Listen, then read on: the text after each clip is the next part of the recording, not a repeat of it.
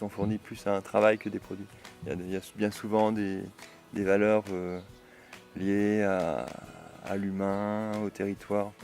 Au début, j'étais en circuit long par le biais d'un groupement de producteurs. Petit à petit, j'ai développé tous les circuits courts. Avec le bio, j'ai eu accès aux fameuses AMAP.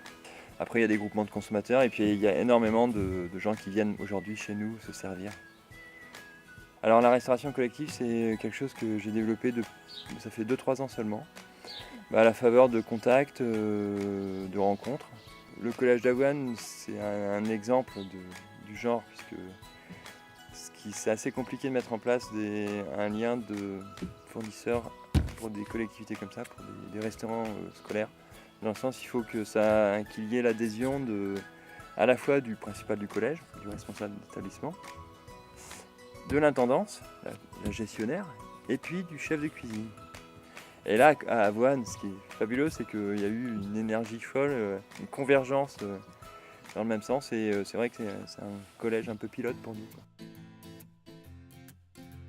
J'ai au départ une sensibilité dans ce domaine, ça m'ennuyait de ne pas pouvoir le développer également en restauration collective, puisque je suis responsable de ce domaine-là.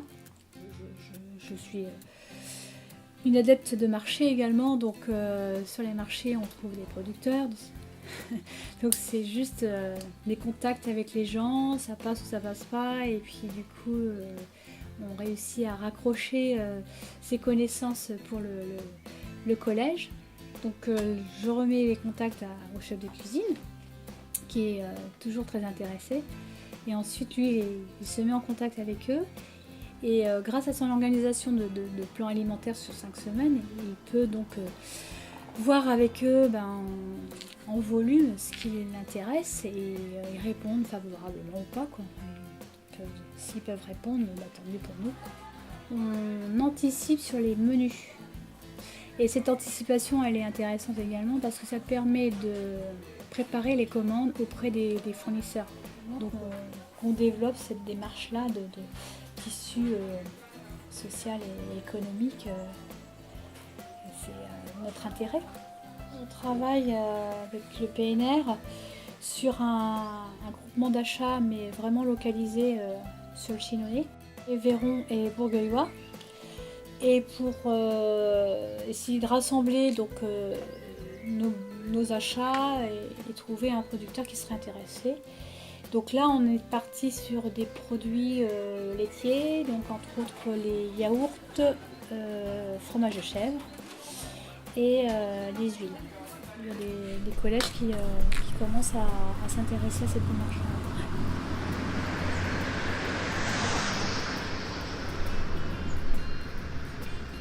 Neuillet, c'est une petite commune d'à peine 1000 habitants. On vient de passer la barre des 1000 habitants. Donc on fait à peu près 75 repas en moyenne jour. À l'école publique de Neuillet, il n'y a que les maternelles et les CP. On a une alimentation un petit peu spécifique puisque ce sont des petits-enfants. Dès 2008, on a voulu réorganiser tout l'approvisionnement en fait, de la cantine qui dépend de la commune. Ça fait partie des valeurs que je défends depuis 30 ans peut-être. Ça ne se met pas en place comme ça forcément du jour au lendemain. Hein. Il faut du temps, il faut changer les façons de travailler, il faut changer les mentalités. Voilà. Bon, alors j'ai sillonné un peu les environs autour de Neuillet pour trouver un maraîcher bio. Et on a trouvé à Saint-Lambert un jeune maraîcher en fait, qui s'était installé en agriculture biologique et qui a accepté de nous livrer en fait. Donc ça s'est très bien passé, les familles étaient très contentes, les enfants ont beaucoup apprécié en fait. Et puis David, puisqu'il s'appelait David, est même intervenu auprès des enfants pour leur expliquer un petit peu l'agriculture biologique.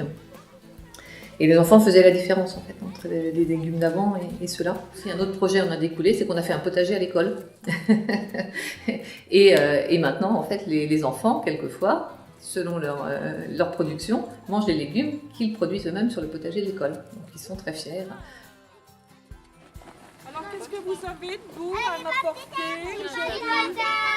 Des pommes de terre. Et puis au bout de 2 ans, en fait, comme c'était vraiment compliqué pour lui de venir nous livrer que nous, en fait, hein, ça lui posait un problème de logistique. Donc on a dû abandonner la collaboration et c'est à ce moment-là qu'on a rejoint BioLoire Océan, en fait, la plateforme, hein, donc, avec le parc et avec l'Aspire. avant 2008, la cantinière faisait les menus toute seule. Et puis quand l'équipe de 2008 est arrivée, on a décidé de créer une commission menu avec la cantinière, des parents d'élèves et puis des élus en fait. Et donc on se réunit, on a continué sur cette lancée, on se réunit 3 fois par an en fait, pendant l'année scolaire, pour établir tous les menus. Et on part en fait de la liste des légumes que nous donne Bio-Loire-Océan. Et en fait on tourne nos menus autour de cette liste. Bon, on ne peut pas passer tout en bio, ça c'est clair, j'y arriverai pas, financièrement parlant. Et puis j'essaye de limiter les augmentations, enfin, c'est aussi une idée que je défends. Donc voilà, il faut qu'on arrive à leur donner des bonnes choses et ne pas trop augmenter les prix. On jongle avec ça. On aurait 10 tonnes à livrer toutes les semaines, je pense qu'on n'aurait pas de problème de livraison. On aurait de la concurrence même.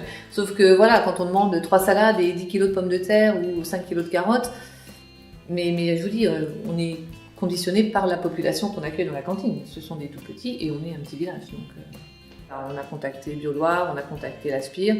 Bon, c'est vrai que pour eux, c'est un peu compliqué. Enfin, on est tout seul dans le nord aussi, au nord de Saumur. On est les seuls à être approvisionnés de cette façon. Mais sincèrement, c'est super parce qu'ils continuent à nous approvisionner. Même si on est tout seul, ils viennent quand même nous livrer toutes les semaines. Même des petites quantités, il n'y a pas de souci. Sur le site, on a 210 élèves, mais qui sont donc chez nous par alternance. Donc on a environ entre 90 et 100 élèves par semaine. Il y avait une envie du conseil d'administration ici d'intégrer une démarche comme ça d'approvisionnement locaux, mais tout en ayant une garantie au niveau de la livraison, au niveau du fonctionnement, qui pouvait être similaire avec celle qu'on pouvait avoir avant. C'est compliqué de tout modifier tout de suite. Le fonctionnement, il est simple, c'est-à-dire que le mardi, j'ai une proposition des producteurs sur ce qu'ils pourraient me fournir le lundi suivant. Et je choisis dans la proposition les produits qui me conviennent. Donc c'est vraiment des produits de saison. Moi aujourd'hui, je dis, si on me propose des courgettes, je ne les ai pas mis sur mon menu, je change mon menu puis je mets des courgettes. Bon, voilà, c'est une façon de faire les choses un petit peu différentes. Si je veux avoir vraiment le produit que je veux au moment où je veux, je fonctionne pas comme ça, puis tant pis. J'ai changé ma manière de préparer les légumes. J'ai changé ma manière de cuisiner sur certains légumes, oui. Sur la légumerie, sur l'épluchage, sur la préparation du produit. Là, il y a plus de temps. Il a fallu se réorganiser un petit peu. Mais ça n'a pas été très compliqué. Parce que toute l'équipe avec qui je travaille était prête à ça aussi. C'était une démarche pas volontaire que de moi. Tout le monde était intégré dans la démarche. Donc, ça permet d'apporter une identité et puis de se l'approprier plus facilement. En fait, on n'est pas que transformateur ou que cuiseur ou que voilà. C'est vraiment cuisinier. Les carottes avant, je les passais dans ma machine, dans mon coupe légumes. Ça faisait des carottes rondelles. Bon, voilà, c'était cuit à la vapeur. Après, je les passais un peu dans le beurre quand même. Aujourd'hui, les carottes, on les passe plus dans le coupe légumes. On les coupe à la main, donc elles sont moins régulières. On les cuisine un peu plus comme à la maison, en fait.